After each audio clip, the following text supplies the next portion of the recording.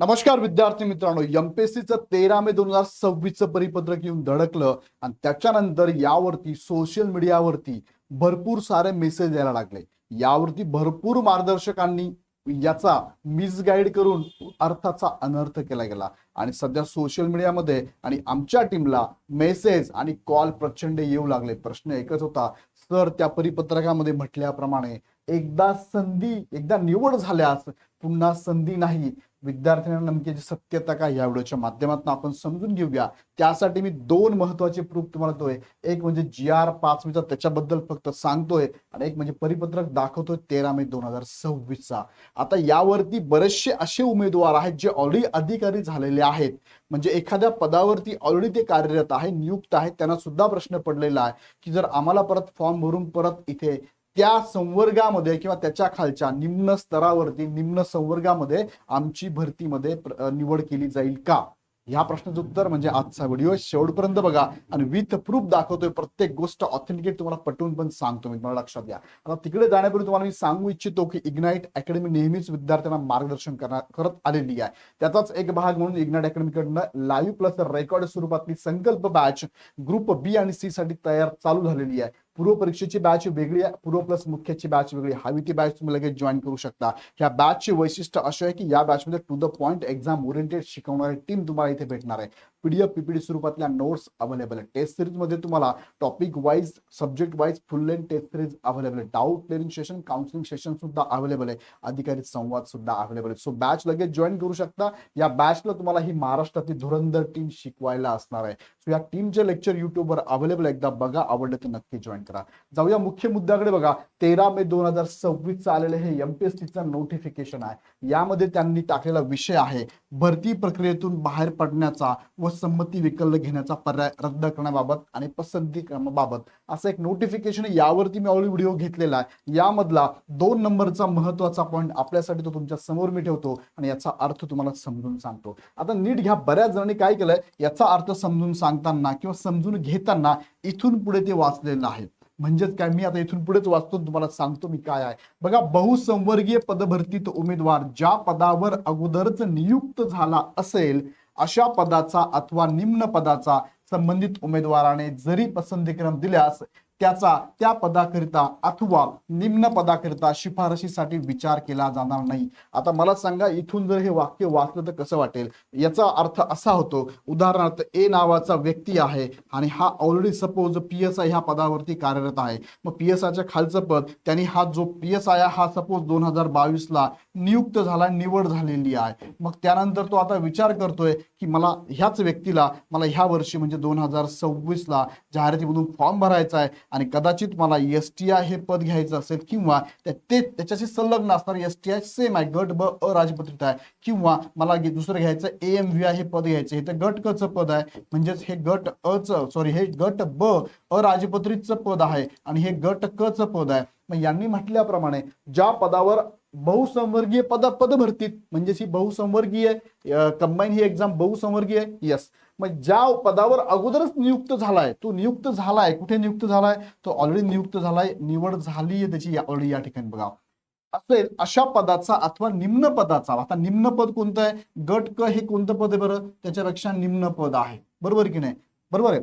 अशा पदाचा किंवा त्यापेक्षा निम्न पदाचा, बरोबर आहे. सपोज याच्याशी रिलेट करणार सेम आहे, सेम केडर आहे, सेम पद आहे, म्हणजे गट ब च पद आहे, बरोबर की नाही? सेम संवर्ग पदाचा संबंधित उमेदवाराने जरी पसंतीक्रम दिला असेल, म्हणजे 2026 मध्ये फॉर्म भरला आणि त्यांनी पसंतीक्रम दिलाय, मला STI पाहिजे किंवा AMVI गट क मध्ये टाकले, ही गट क ची परीक्षा, ही गट ब ची परीक्षा सांगितलाय, त्याचा त्या पदाकरिता अथवा निम्न पदाकरिता शिफारशीसाठी विचार केला जाणार नाही. आता याचा अर्थ यांनी बरोबर लावला इथून पुढे वाक्य वाचल्यामुळे. हा यार, असं असं असं असं. पण लक्षात घ्या, यातले काही वाक्य खूप महत्वाचे आहे. काय वाक्य ते महत्वाचे आहे? पहिलं जे वाक्य आहे ते लक्षात घ्या. एकल संवर्गाच्या भरती प्रक्रियेसाठी प्रतीक्षा यादी कार्यान्वित राहील व बहुसंवर्गीय पदांच्या भरती प्रक्रियेसाठी प्रत्यक्ष यादी राहणार नाही. ओके. आता बहुसंवर्गीय पदभरतीत म्हणजे ही नवीन पदभरती ना, यामध्ये जुन्या पदभरतीचा काही संबंध नाही. म्हणजे 2022ला एखादा विद्यार्थी PSI म्हणून निवड झाली असेल, त्याचा याच्यामध्ये काही संबंध नाहीये. तो संबंध लक्षात न घेता त्यांनी सांगितलंय की बहुसंवर्गीय पदभरतीत म्हणजे 2026ला बहुसंवर्गीय पदभरती होणार आहे आणि ह्या पदभरतीमध्ये जे उमेदवार ज्या पदावर अगोदर नियुक्त झाला असेल याचा अर्थ असा आहे, याचा अर्थ असा मी तुम्हाला इथे समजून सांगतो आता. म्हणजे मी परत तोच कॅन्डिडेट घेतो. ए विद्यार्थी 2026ला यांनी फॉर्म भरला, यांनी गट क चा फॉर्म भरला आणि याने पसंतीक्रम देताना सपोज पहिला पसंतीक्रम दिला होता टॅक्स असिस्टंट दिला होता, दुसरा पसंतीक्रम असेल त्याचा एक्साइज PSI, तिसरा पसंतीक्रम त्याचा असेल कदाचित इंडस्ट्रियल ऑफिसर, चौथा पसंतीक्रम कदाचित असेल तो AMVI.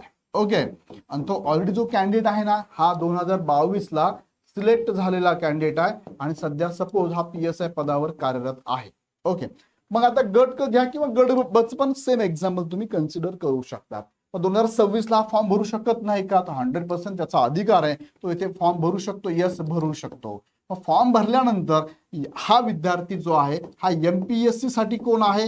MPSC साठी हा उमेदवार आहे आणि हा उमेदवार गव्हर्नमेंट सर्व्हिसला आहे नाही आहे त्याचा MPSC ला काही देणं घेणं नाही आणि तो पाठीमागे सर्व्हिसला आहे त्यामुळे त्याची निवड होणार नाही असं पण MPSC लॉजिकली विचार करा तुम्ही, असं होणार नाही. आता दुसरं त्यांनी सांगितल्याचा अर्थ काय होतो? तो अर्थ असा होतो, उदाहरणार्थ त्यांनी पसंतीक्रम असे दिलेले आहे आणि जेव्हा निवड यादी लागेल, अंतिम निवड यादी म्हणा किंवा शिफारस यादी म्हणा किंवा मेरिट लिस्ट लागेल, जेव्हा निवड यादी लागेल त्या निवड यादीमध्ये त्या उमेदवाराच्या पसंतीक्रमानुसार सपोज त्याचे मार्क जे होते, कट ऑफ मार्क जे होते त्याच्या कट ऑफ नुसार म्हणूया आपण, त्याच्या कट ऑफ मार्क्स नुसार त्याची निवड फॉर एक्झाम्पल त्याने दिलेल्या पदावर पहिल्या पदावर झाली नाही, दुसऱ्या पदावर मात्र झालीये कट ऑफ नुसार दुसऱ्या पदावर. म्हणजे याची निवड 2026ला प्रथम कुठे झाली बरं? प्रथम झाली आहे एक्साइज PSI ला झालेली आहे. झाला की याचा अर्थ काय? याचा अर्थ असा, ज्या पदावर अगोदरच नियुक्त झाला असेल हा तिथला अर्थ. कोणत्या पदभरतीत ती पदभरती ना 2026ची, त्या पदभरतीमध्ये एखाद्या पदावर अगोदरच नियुक्त झाला. आता इथे नियुक्त झाला कुठे? 2026ला फॉर्म भरला होता आणि पहिल्यांदा त्याच्या प्राधान्यक्रमानुसार इथे त्याची नियुक्ती झालेली आहे. मग पुढचं परत इंडस्ट्रियल ऑफिसर आहे, इंडस्ट्रियल ऑफिसर नुसार याचा कट ऑफ बघता इथे सुद्धा निवड होऊ शकते कारण याचा कट ऑफ याच्यापेक्षा कमी लागला, AMVI ला पण होऊ शकते याच्यापेक्षा कमी लागला. पण त्यांचं म्हणणं असं आहे की जर प्राधान्यक्रमानुसार सुरुवातीला त्याची निवड इथे जर झाली तर त्यांचं जे म्हणणं आहे म्हणजे ऍक्च्युअल जे म्हणणं आहे त्या म्हणण्यानुसार इथे पुढे विचार केला जाणार नाही, पुढचं निम्न स्तरावर जरी असेल तरी त्याचा विचार केला जाणार नाही असं म्हणणं आहे. याचा नीट अर्थ समजून घ्या. जरी पसंतीक्रम दिलाय ना त्यांनी, पसंतीक्रम दिलाय की नाही बघा, हा पसंतीक्रम दिलाय, जरी त्यांनी पसंतीक्रम दिला तरी त्या पदाकरिता अथवा निम्न पदावरील शिफारसीसाठी विचार केला जाणार नाही असा त्याचा अर्थ होतो. हे पण वाक्य नीट लक्ष घ्या. पसंतीक्रम, कारण त्या पदभरती त्याला पसंतीक्रम द्यायचंय की नाही? यस, जी पदभरती असणार त्यामध्ये विद्यार्थ्यांना मुख्य परीक्षा फॉर्म भरताना पसंतीक्रम द्यायचा आहे. मग याचाच अर्थ आहे पसंतीक्रमा ऑप्टिंग आउट बद्दलचा आहे नाही, हा जो निर्णय झालेला आहे हा कशाबद्दलचा? ऑप्टिंग आउट आहे. मग ऑप्टिंग आउट कॅन्सल झाल्यामुळे पसंतीक्रमावरती लक्ष जास्त कॉन्सन्ट्रेट करावं लागणार आहे. ऑप्टिंग आउट कधी असतं? जेव्हा ए नावाच्या विद्यार्थ्याचं सिलेक्शन 1, 2, 3 ठिकाणी झालंय, सपोज PSI ला पण झालाय, STI ला पण झालाय आणि सब रजिस्ट्रारला पण झालाय. मग ह्यावेळेस त्याचं सिलेक्शन इथे पण निवड झाली, इथे पण झाली, सगळ्या निवड यादीत त्याचं नाव आहे. मग निवड यादीमध्ये तिन्ही ठिकाणी नाव आहे, मग त्याला ऑप्शन काय होता? ऑप्टिंग आउटचा. बरोबर की नाही? ऑप्टिंग आउट ऑप्शन होता. मग तो काय करायचा? त्याला कोणते पद नको इथून ऑप्टिंग आउट व्हायचा. सपोज त्याला STI पाहिजे तर इथून ऑप्टिंग आउट होणार आहे आणि इथून पण ऑप्टिंग आउट होणार आहे. आता मला सांगा हे प्रसिद्धीपत्रक का काढलं? ऑप्टिंग आउट मध्ये गैरप्रकार व्हायचे म्हणून हे प्रसिद्धीपत्रक काढलं होतं. पण त्यांनी ऑप्टिंग आउट बंद केलं. पण ऑप्टिंग आउट बंद केल्यानंतर मग ही निवड प्रक्रिया कशी राबवायची बाबा? त्या संदर्भातला हा 2 नंबरचा पॉइंट आहे की बाबांनो, ज्या विद्यार्थ्यांनी पसंतीक्रम दिला त्याचं सिलेक्शन जर SR ह्या पदावरती झालं, PSI ह्या पदावर झाला असेल तर त्याचा विचार खालच्या पदांवरती केला जाणार नाही जरी त्यांनी पसंतीक्रम दिला असेल. कारण त्याच्या पसंतीक्रमानुसार पहिल्यांदा त्याला हे पाहिजे होतं ना, मिळालं ना, मग दुसऱ्या ठिकाणी त्याचा विचार केला जाणार नाही असा त्याचा अर्थ होतो. म्हणजे ऑप्टिंग आउट कॅन्सल केल्यानंतर पुढे परत प्रॉब्लेम येऊ नये यासाठी सप्लिमेंटरी स्टेटमेंट हे 2 नंबरचं होतं आणि त्या 2 नंबरच्या स्टेटमेंटचा अर्थ बऱ्या प्रमाणात वेगवेगळा लावला जात होता. सो माझ्या माहितीप्रमाणे अचूक विश्लेषण करून मी तुम्हाला सांगतोय या संदर्भात MPSC बरोबर सुद्धा बोलणं करून घेतलेलं आहे. त्यांनी सुद्धा सांगितलं असं लॉजिकली पण शक्य नाही, असं शक्यच नाहीये, विद्यार्थ्यांना संधी द्यावाच लागेल आम्हाला. मागच्या एक्झाम मध्ये तो क्वालिफाईड झाला, एखाद्या पदावर आहे म्हणून यावर्षी पदावर घेता येत नाही असं आहे का? नाही. फॉर्म भरताना विचारतात पण ना की तुम्ही गव्हर्नमेंट सर्वंट आहात का?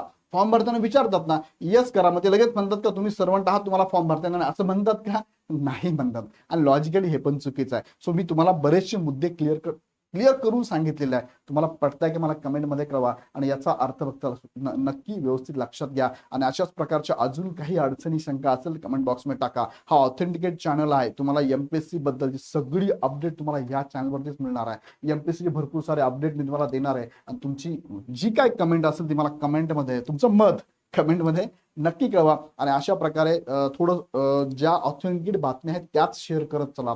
उगाच विनाकारण ज्या बातम्या अशा आहेत की मुलांना कन्फ्यूज करतात अशा बातम्या शक्यतो शेअर करू नका. व्हिडिओ आवडला तर लाईक करून शेअर करा, विद्यार्थ्यांना सांगा. आणि अकॅडमीच्या बॅचेस तुम्ही जॉईन करणार असाल तर ऍप डाउनलोड करून डायरेक्ट बॅचेस परचेस करा, किंवा काही शंका असेल खाली नंबरवर क्लिक करा, कॉल करा. पुन्हा व्हिडिओ आपण नेक्स्ट व्हिडिओमध्ये. धन्यवाद.